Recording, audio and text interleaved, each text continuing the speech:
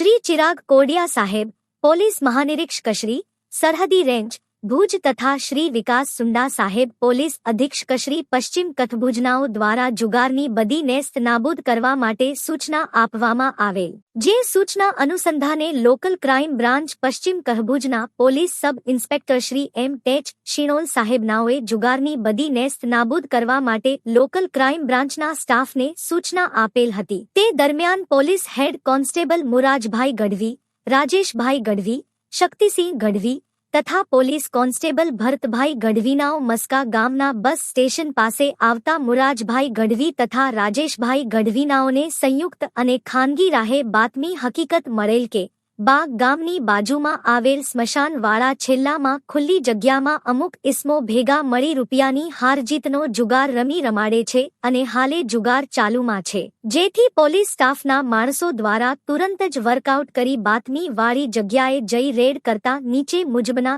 ઇસમોને ગંજીપાના વડે રૂપિયા પૈસાની હારજીતનો જુગાર રમતા નીચેની વિગતે મુદ્દામાલ સાથે પકડી પાડેલ છે।